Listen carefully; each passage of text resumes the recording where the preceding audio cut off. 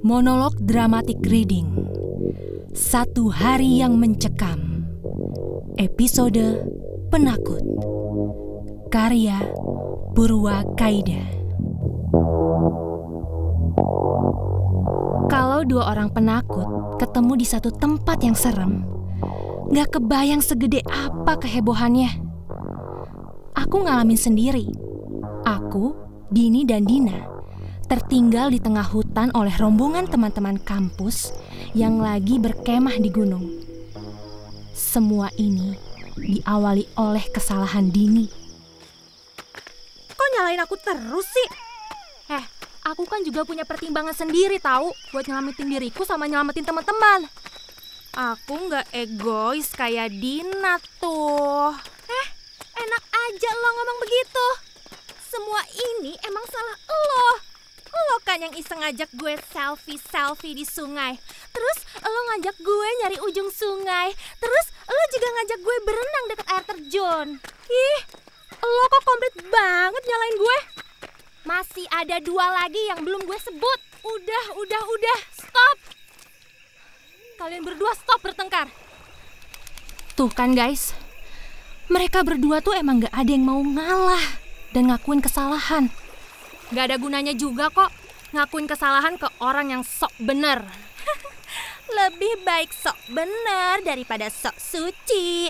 Diam-diam nyukain gebetan gue. Udah gitu ketahuan ngajakin gebetan gue ngedate. Halo.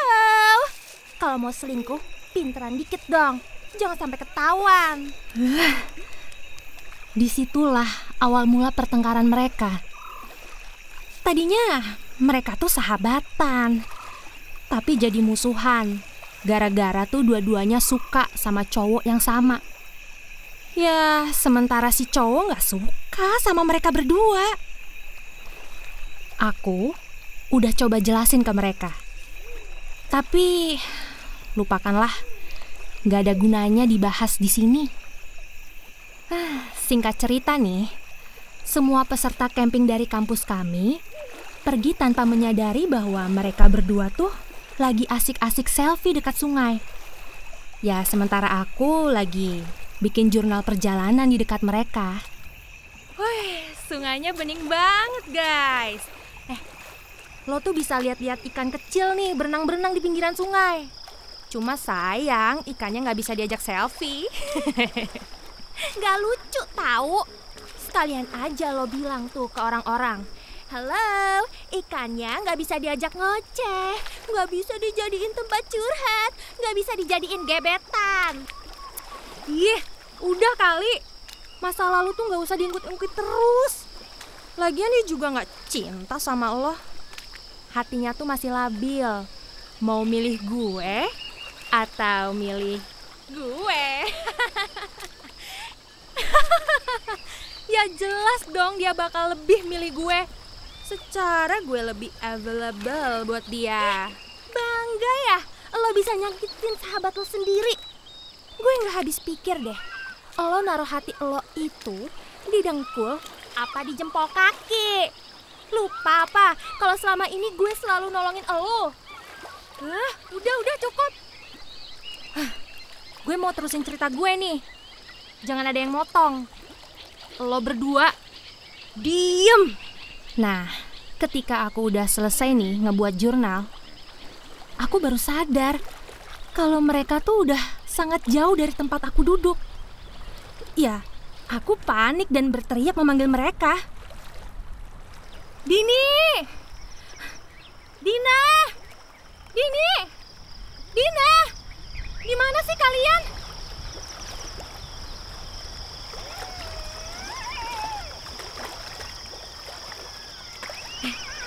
Dini, kita mau kemana sih? Kita mau ke ujung sungai tuh. Aku dengar di sana ada air terjun. Di sana ada pelangi abadi. Siapa tahu kan kita ketemu bidadari mandi. Kita bisa ambil selendangnya, kita jadiin konten buat TikTokan. Ngaco lo ya. Zaman gini mana ada bidadari. Apalagi yang mandi pakai selendang. Enggak, kita balik aja. Aku takut kesasar. Dasar penakut. Sungai ini kan lurus aja. Kita nggak bakalan nyasar. Kita balik aja yuk. Aku takut Kita udah kejauhan nih jalannya. Akhirnya kamu ngakuin kan kalau kamu penakut.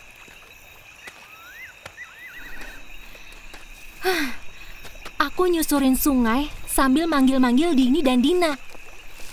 Dua makhluk itu tuh memang selalu aja bikin masalah. Mereka nggak nyadar kalau mereka tuh nggak bawa perlengkapan apa-apa. Mereka lupa kalau malam sebentar lagi turun. Dini! Dina! Dini! Dina! Dini! Hei Dina! Dini! Dina! Kemana sih kalian? Terserah kamu. Kamu lupa ya kalau teman-teman kita akan pindah ke posko bawah sore ini. Astaga. Oh iya ya. Jangan-jangan kita ditinggal sama mereka. Ayo deh, kita balik. Ayo buruan, buruan.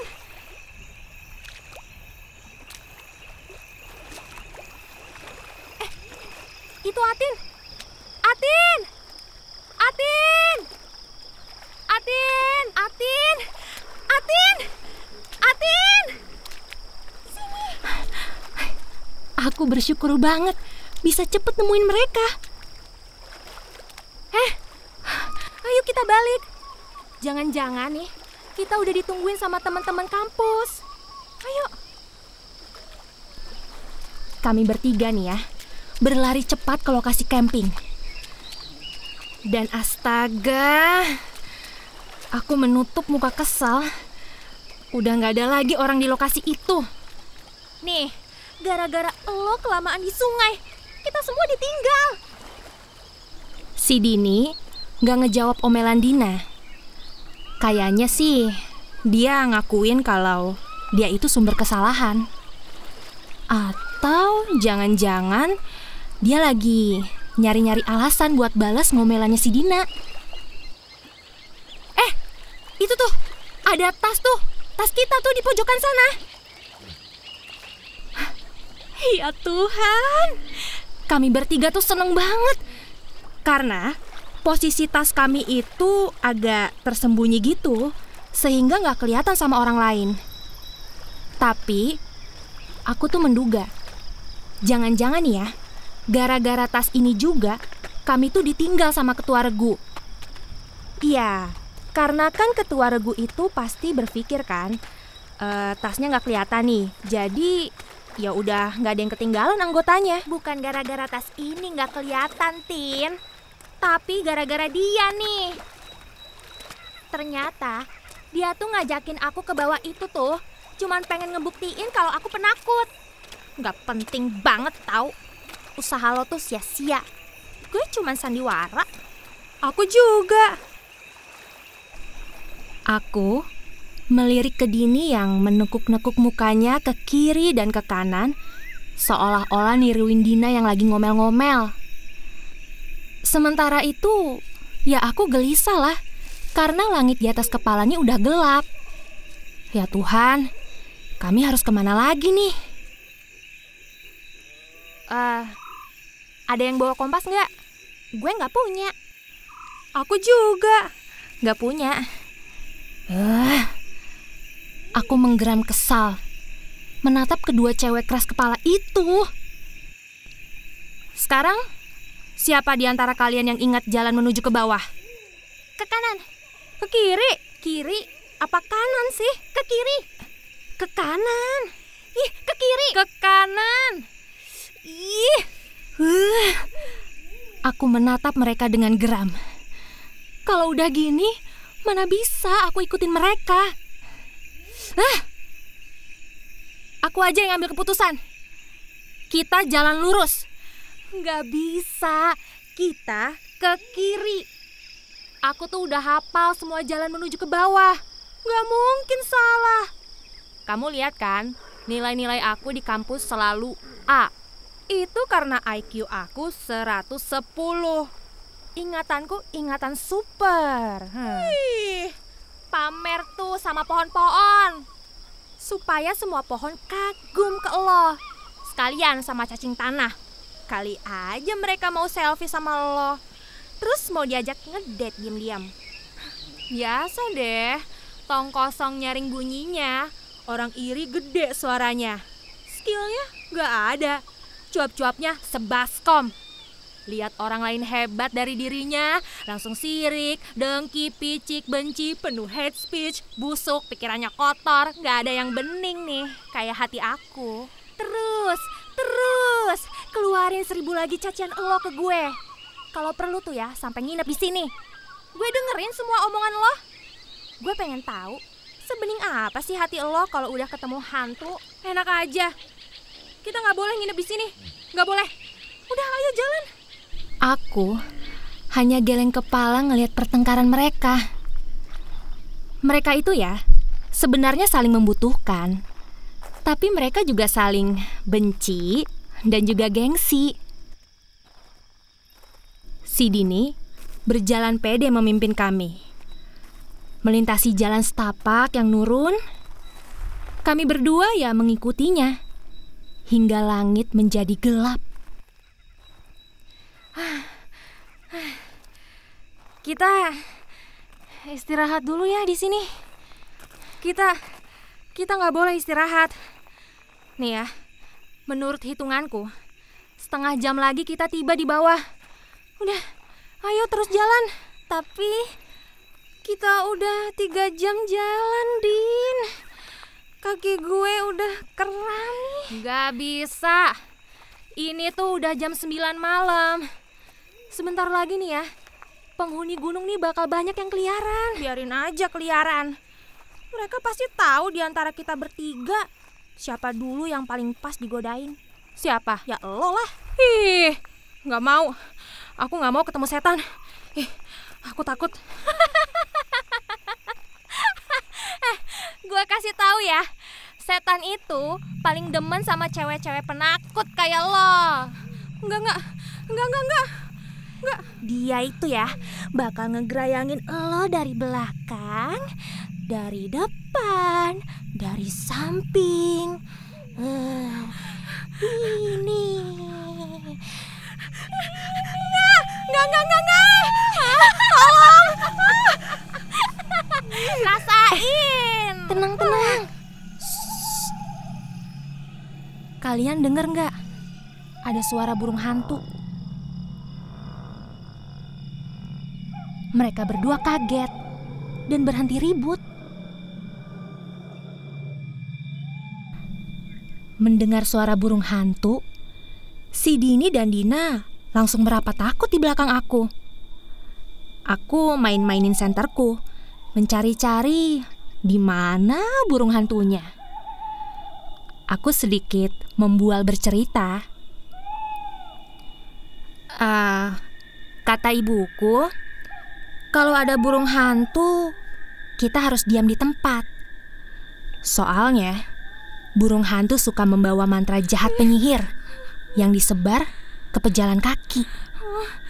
Jadi gimana dong? Aku tersenyum. Ya, trik aku berhasil membuat Dini menyerah. Nah, ya udah.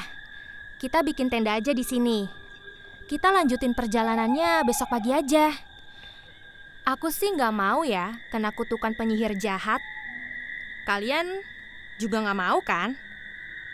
Si Dini dan Dina kompak menggeleng-geleng takut. Aku menugaskan Dini dan Dina memeriksa lokasi untuk tempat bikin tenda. Mereka tuh kompak mencari daerah yang datar sama lapang. Tiba-tiba terdengar si Dina berteriak panjang. Ada apa, Din? Jangan bikin tenda di sini. Tempat ini kuburan. Dengan menggunakan senternya, Dina menerangi batu-batu nisan yang banyak berdiri di hadapannya. Melihat batu-batu nisan itu, si Dini langsung menjerit ketakutan. Aku gak mau camping dekat kuburan. Ayo kita pergi. Ayo pergi.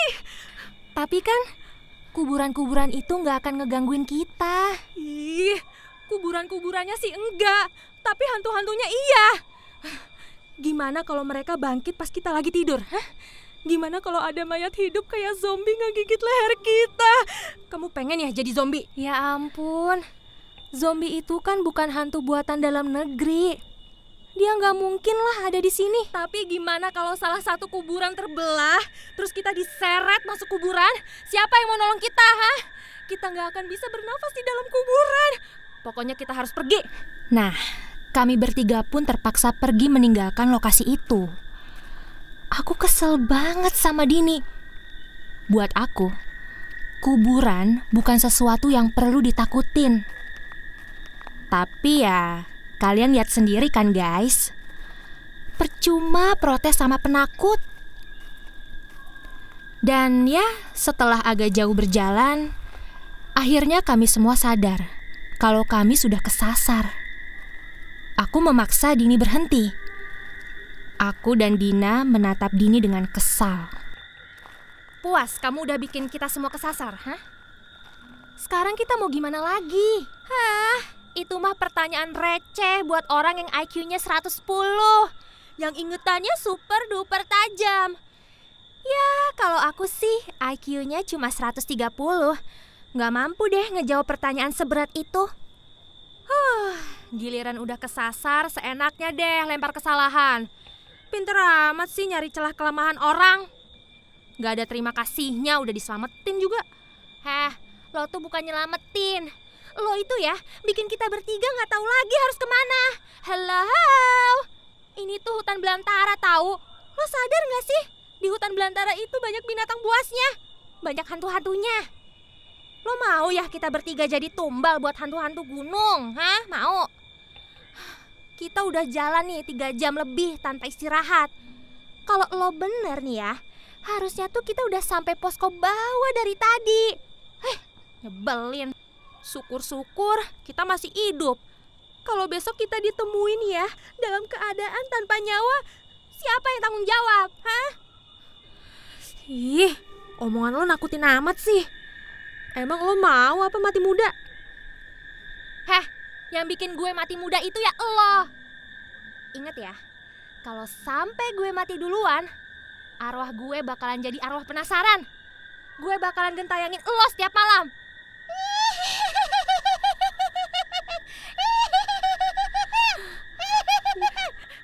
Enggak, aku gak mau digentayangin. Tolong. Gak mau.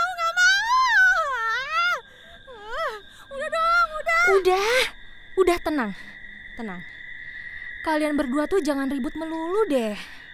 Situasi kita ini lagi ribet, ngerti nggak? Dini dan Dina ya terdiam sambil menekuk muka dengan ekspresi masing-masing. Aku menoleh dan melihat seorang ibu sedang menerobos ilalang berjalan ke arah kami. Wajahnya tertutup topi lebar.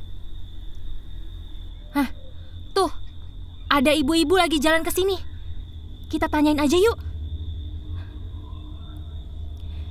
Ya, aku mendekati ibu-ibu itu dan bertanya sopan. Bu, maaf bu, numpang tanya. Kami ini mau ke... Tapi aneh, ibu-ibu itu gak berhenti. Dia terus aja melangkah.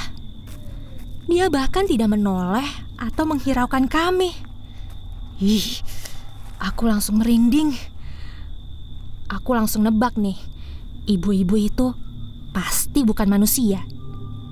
Dan bener aja, setelah agak jauh, si ibu berhenti dan tertawa seram.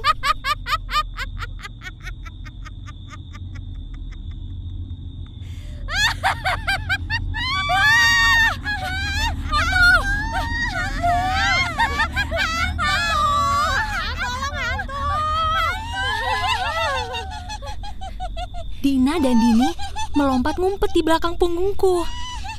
Tak lama kemudian, si ibu hilang entah kemana. Tempat ini gak bagus buat kita. Yuk kita pindah. Pindah kemana?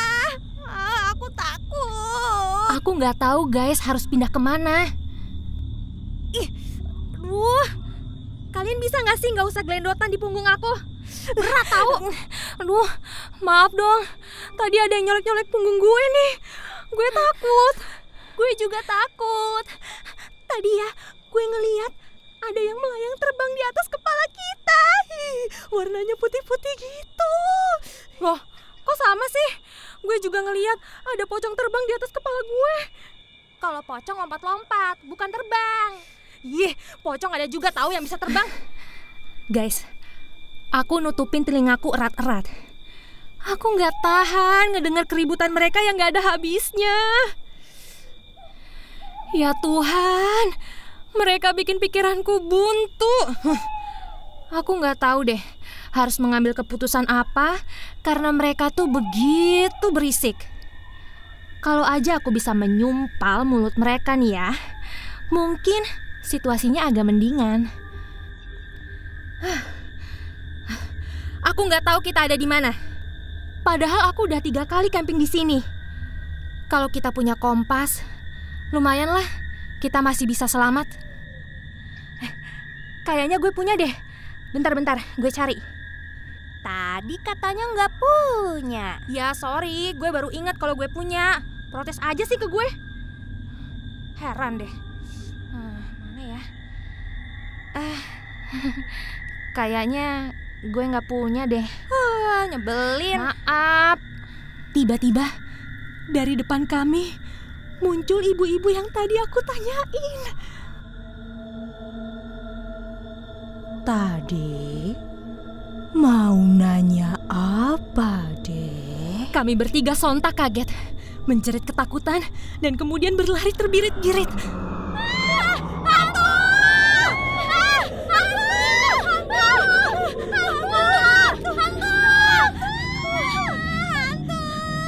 Untungnya, ada jalan setapak lurus yang membuat kami leluasa berlari. Jalan itu menurun. Ya, secara logika, harusnya kami akan terus sampai ke bawah. Tapi, kami malah seperti muter-muter di tempat itu saja. Aku mulai heran dan curiga, guys. Dan aku menyuruh semuanya berhenti. Berhenti. Tempat ini aneh. Kayaknya kita cuma muter-muter di sini. Jangan-jangan kita lagi dikerjain setan gunung nih. Gimana dong, Tin? Apa kita nggak bisa selamat? Aduh, jangan diem aja dong, Tin. Gue nggak mau meninggal di tempat kayak gini. Apalagi meninggal gara-gara orang ini. Aku berusaha mikir keras, tapi aku malah teringat sama hal lain. Kalian berdua lihat nggak? Tadi, ibu-ibu yang itu. Ibu-ibu itu mukanya datar. Nggak ada hidungnya. Mulutnya kecil kayak curut. Matanya besar kayak bola pingpong. Ih, serem. Jangan diomongin di sini dong. Aduh, gue merinding nih. Pas dia muncul di depan kita tadi ya, gue udah mau pingsan tahu. Iya. Gue juga takut. Dini dan Dina berpelukan menangis dan ketakutan. Kalau 2 orang penakut muncul rasa takutnya, yang terjadi adalah kekompakan. Mereka jadi akur dan sejiwa. Tapi saat perasaan takut mereka hilang, muncul deh sifat sok-sokan mereka.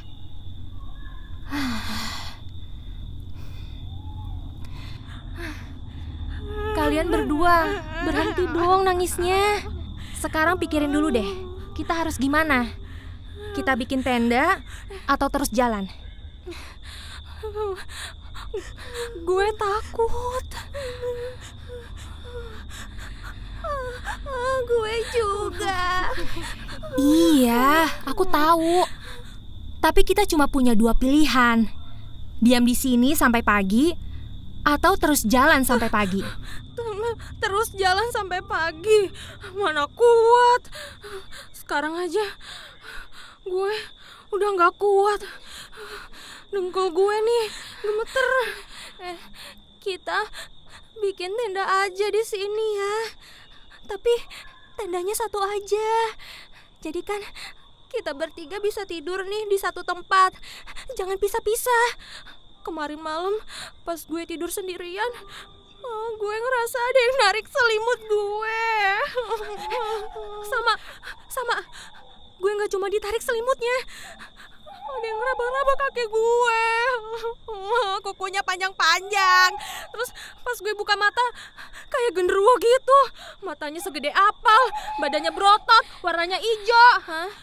Yang warnanya hijau berotot bukannya Hulk? Iya kali ya. Bisa jadi itu arwahnya Hulk yang lagi nyasar ke gunung. Nggak lucu. Aku lagi nggak ngelucu tahu. Gue beneran lihat nih. Kalau kamu mau stand up komedi ya jangan di sini. Di sini tuh suasananya lagi tegang. Lawakan kamu itu nggak pas tahu. Gue beneran lagi cerita kejadian gue kemarin malam. Gue beneran ketemu hantu hijau berotot. Yang ngasih nama hantu itu Hulk kan elo, bukan gue. Kok gue sih yang jadi disalahin? Gue lihat tadi lu tuh pengen ketawa pas bilang Hulk. Siapa yang mau ketawa? Gue lagi nangis. Aduh, kok malah bertengkar lagi sih? Udahlah, udah. Aku putuskan kita bikin tenda di sini. Kita bermalam di sini. Semuanya berhenti nangis. Oke? Kita harus kompak. Kita kerjasama membangun tenda, ya? Sekarang kita bersihin daerah ini dulu. Ayo, semuanya kerja. Ayo. Boleh nggak kerjanya sambil pegangin tangan lo? Gue masih takut nih. Gue juga pegangin tangan lo ya. Aku mendesah pasrah. Nggak tahu deh harus bilang apa lagi melihat sikap kedua cewek ini. Ya, aku terpaksa membiarkan mereka memegang tanganku di kiri dan kanan. Meskipun jadi ribet, tapi kami bertiga mulai bekerja membersihkan tempat dengan kompak. Kayaknya dulu di sini pernah ada deh yang bikin tenda. Soalnya ada bekas-bekas bakaran kayu dan beberapa lembar sampah plastik. Gak berapa lama, tenda mulai disusun. Kami membuat patok. Saat itu, terdengar petir berkilat-kilat, dibarengi suara menggelegar. Dini dan Dina ketakutan.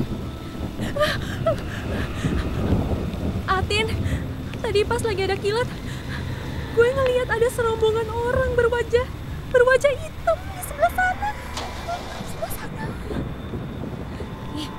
Lo jangan halu deh, Dini. Di sana itu kan cuma ada pohonan. Oh, benar. Gue nggak bohong. Serem-serem banget muka mereka. Oh. Bersamaan itu, terdengar geledek lagi sangat kencang. Dina dan Dini menjerit kaget dan ketakutan. Mereka memelukku dengan sangat kuat dari sebelah kiri dan kanan, sampai aku tidak bisa bergerak. Aku bisa merasakan tubuh mereka gemetar ketakutan. Wajah mereka juga terlihat pucat. Apalagi selama perjalanan, kami belum makan sama sekali. Pasti deh, mereka sangat lapar. Aku memeriksa sinyal HP. Di daerah pegunungan seperti ini, ya HP seringkali tidak berfungsi karena ya nggak ada sinyal. Kalian berdua diam di sini ya. Aku mau masak mie instan. Kalian lapar kan? Dina dan Dini mengangguk. Aku keluar. Dina dan Dini ikut keluar. Aku melotot. Hah? Kenapa kalian keluar sih? Gue takut. Oke deh, oke. Kalian berdua ya, cari ranting atau rumput kering. Aku siapin tempat buat api unggun sama siapin makanan. Ya. Si Dini dan Dina berpegangan erat mencari rerumputan dan ranting kering. Gak lama kemudian, kami mulai masak. Rintik-rintik air mulai terasa turun.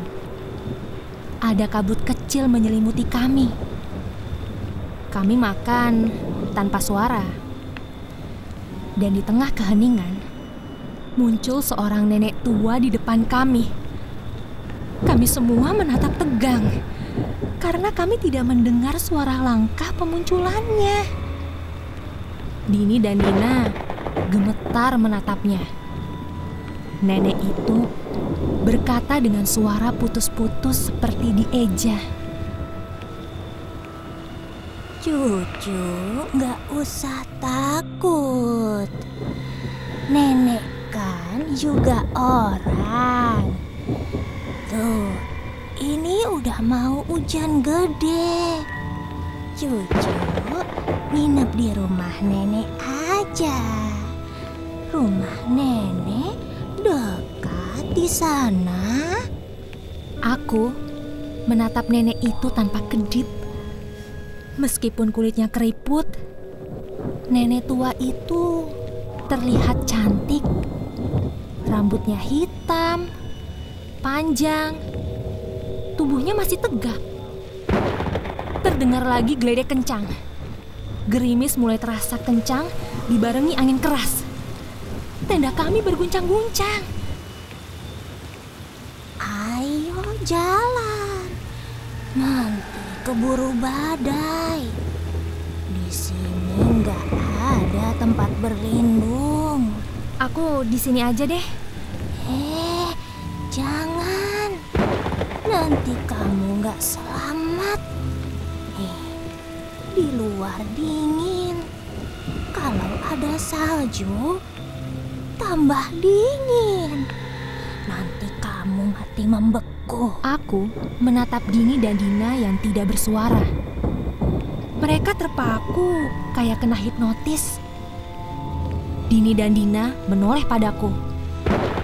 Tatapan mereka seperti memaksaku mengambil keputusan. Bersama itu, angin keras kembali menerpa kami, menyambar tenda hingga berguncang. Tinggali aja tendanya. Besok pagi baru diurus. Tin, gimana? Ayo, buru. Anginnya tambah kencang. Kalau salju turun, kalian gak bakal selamat. Aku melihat Dini dan Dina membekap tubuh masing-masing dengan erat. Mereka kayaknya udah kedinginan deh. Iya, aku terpaksa mengangguk. Kami mengambil ransel dan berjalan di tengah terpaan angin yang sangat keras. Petir berkali-kali menggelegar dan gerimis terasa semakin kencang menyirami wajah. Kami membekap tubuh masing-masing. Udara mulai terasa sangat dingin. Bibirku gemeteran.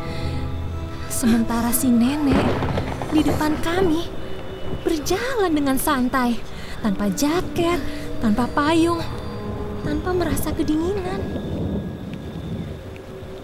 Kok nggak sampai-sampai sih? Katanya rumahnya deket, Nek. Sebentar lagi, Cu. Tuh, di atas sana. Yang banyak lampunya.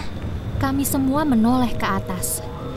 Tampak sebuah rumah besar dengan cahaya terang benderang di sekitarnya. Si Dini dan Dina berbagi pandang senang.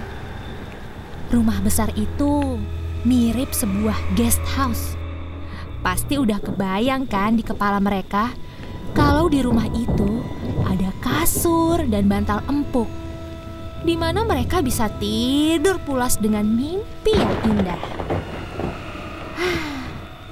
Aku menghela nafas. Aku melirik ke arah Dini dan Dina yang senyumannya tuh sangat lebar. Mukanya bling-bling happy. Kami berjalan mendaki ya hampir setengah jam.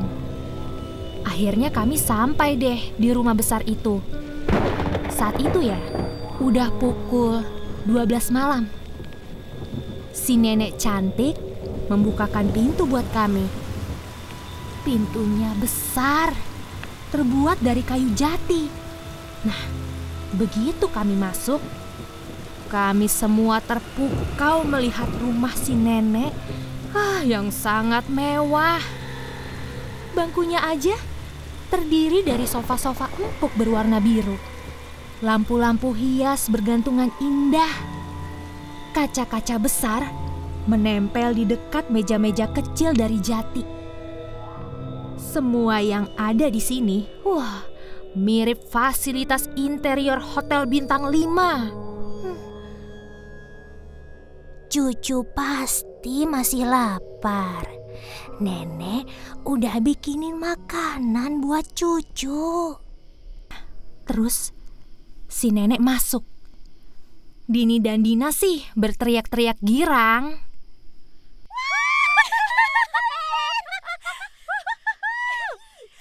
Gak nyangka ya, di tengah gunung gini ada rumah mewah dan besar. Pasti nih ya, pasti yang punya sultan. Gak mungkin lah kalau bukan sultan. Aduh, pasti kamar tidurnya enak nih. Aduh, aku udah gak sabar pengen tidur. Iya, tapi aku lapar banget nih. Ternyata rumah si nenek jauh banget. Gak berasa kita jalan sejam lebih nih. Gak lama, si nenek muncul membawa makanan. Di belakangnya ada beberapa pelayan bawain makanan dengan rak-rak dorong. Makanannya banyak banget.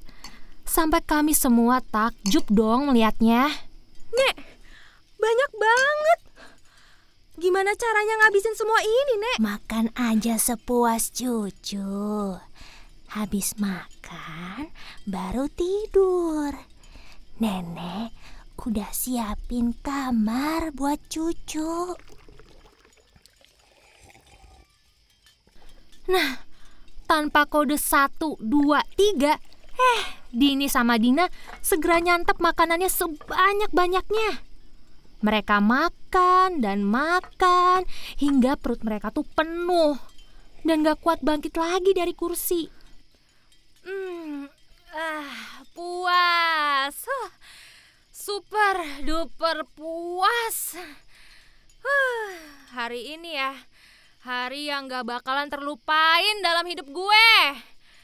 Gue udah kayak permasyuri dan pembantunya. Enak aja. Lu tuh pembantu, gue ratunya. Nanti kalau gue berbaik hati, lo gue angkat jadi apa ya? Jadi office girl. Jadi office girl. Dini sama Dina tuh bener-bener ngelupain kesulitan mereka deh selama beberapa jam ke belakang. Mereka juga udah lupa tuh sama nenek yang ngajak mereka ke rumah besar ini. Mereka terus aja ngoceh kayak orang mabuk sampai kecapean dan akhirnya tertidur. Sebetulnya sih sejak aku diajak ke rumah ini, hatiku ya sangat gelisah. Aku tuh khawatir kalau ini semua tuh cuma halusinasi. Karena itu, aku berusaha sekuat mungkin tidak terpejam. Namun makanan yang aku makan seperti mengandung obat tidur. Lama-kelamaan, kelopak mataku tuh terasa berat. Tapi sebelum tertidur, aku sempat ngeliat nih, para pelayan pembawa makanan itu ternyata adalah sekelompok tengkorak hidup. Aku terperangah dan ingin teriak. Tapi apa daya, mataku lebih dulu ditikam oleh kantuk.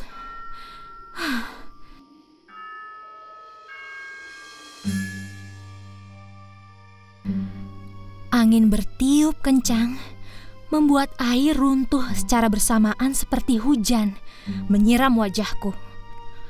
Aku tersentak kaget. Aku bangun dengan sempoyongan. Tatapanku berbayang, tapi secara perlahan aku mulai menangkap cahaya dan benda-benda di sekitarku. Benda-benda tersebut lama-lama makin jelas, berbentuk nisan. Beberapa saat aku terdiam, lalu aku menjerit panjang.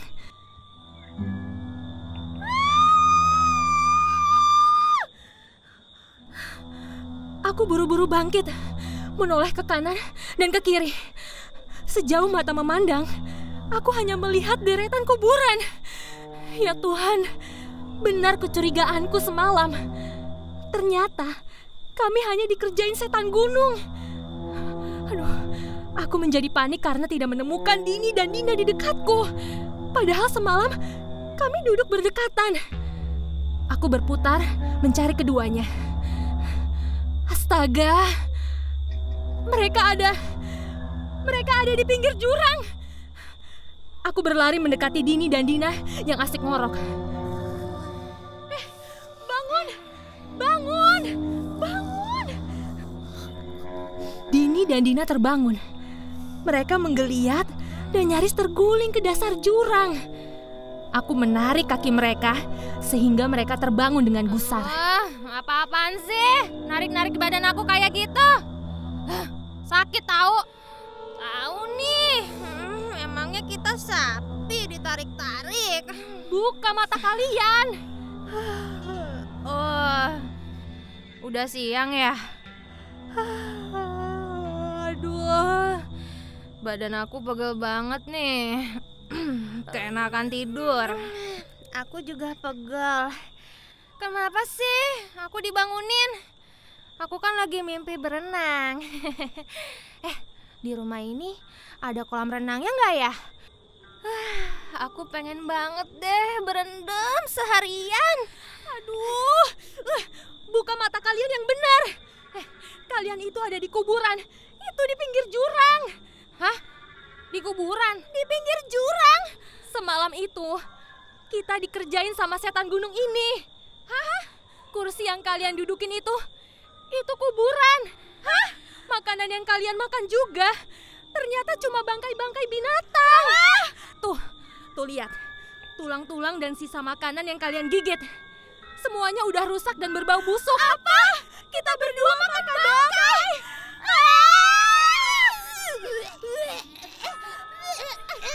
Dini dan Dina muntah-muntah dan kemudian pingsan. Aku kembali panik. Dina, bangun! Aduh, jangan pingsan di sini dong. Aku nggak bisa gendong kalian berdua. Aduh, mereka beneran pingsan. Aku pasrah menjagai mereka.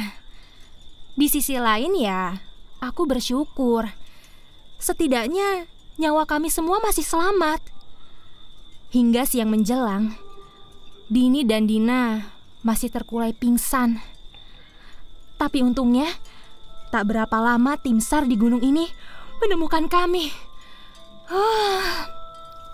Aku sangat lega. Tapi aku lebih lega lagi melihat kedua temanku bisa diselamatkan. Dan singkat cerita guys, Dini dan Dina langsung dilarikan ke rumah sakit. Mereka keracunan makanan busuk. Mereka harus dirawat selama seminggu di rumah sakit. Mereka dirawat inap dalam satu ruangan yang sama. Kebayangkan kehebohan apa yang terjadi di rumah sakit? Aku sih cuma bisa berdoa. Semoga aja pasien yang ada di situ mau bersabar menerima kehadiran mereka. Amin.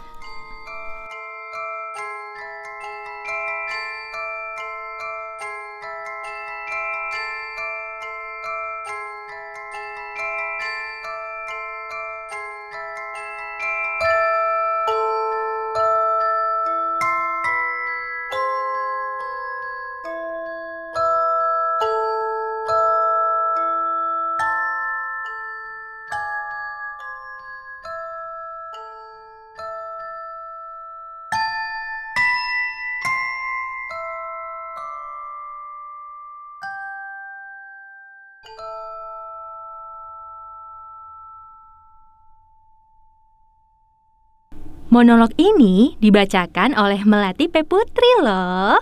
Ting.